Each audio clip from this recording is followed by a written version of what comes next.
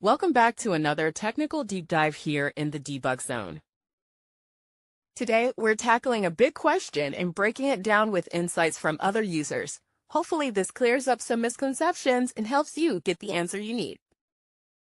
So, buckle up, stay a little curious, and let's jump right in.